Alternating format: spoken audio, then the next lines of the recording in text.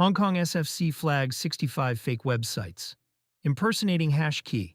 Hong Kong's Securities and Futures Commission has flagged 65 websites impersonating HashKey, one of the city's licensed virtual asset trading platforms, warning that none of the sites have any connection to the real company.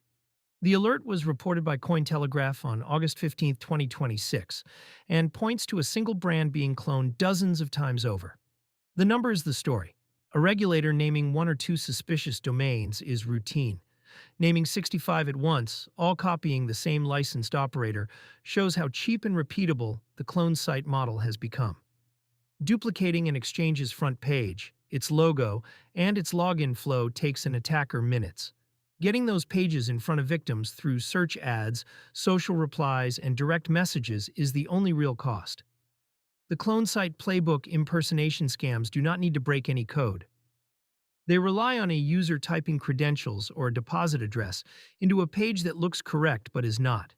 A cloned site mirrors the genuine interface closely enough to pass a glance, then harvests logins, drains any wallet the victim connects, or simply takes a deposit and disappears. Licensed platforms are the most valuable targets precisely because a real license implies safety. HashKey holds a Hong Kong VASP license, which is a selling point the company advertises, and a trust signal that scammers borrow. A victim who has heard the platform is regulated is more likely to lower their guard on a page that carries the same name. The 65-to-1 ratio also explains why takedowns feel like a losing game. Removing one fraudulent domain does little when the operator can register the next one for a few dollars. Regulators publish alert lists, partly for this reason. The goal is not to delete every clone, but to give the public a reference they can check before sending money. Licensed brands carry the most trust to steal. Hong Kong has spent the past 2 years pushing exchanges toward its licensing regime, and that regime is doing what it is supposed to do. It gives users a shortlist of vetted operators. The side effect is that the same shortlist tells scammers exactly which brands carry the most trust to steal. This is not unique to Hong Kong. Any market that publishes a register of approved platforms hands attackers a menu of high-value names to clone. The defense is not less regulation, it is user habit, treating the brand name as necessary but never sufficient, and confirming the actual domain every time.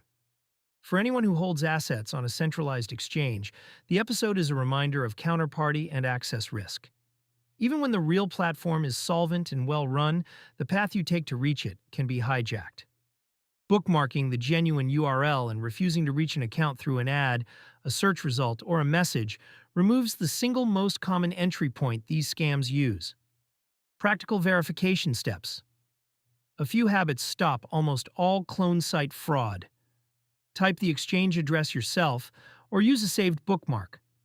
Do not click ads, search results, or links in messages to log in. Check the domain character by character. Clones use near-identical spellings, extra words, or unusual endings.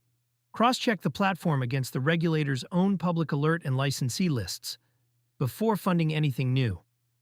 Treat any verify your wallet or urgent withdrawal prompt as hostile. Real platforms do not ask you to connect a wallet to a random link to keep your account. Self-custody changes the shape of the risk rather than removing it. Holding your own keys means no custodian can freeze or lose your balance. But a cloned site or a malicious approval can still drain a wallet you connect. Users who spend from their own wallet trade custodial exposure for signing discipline, and phishing pages are built to exploit exactly that moment of approval.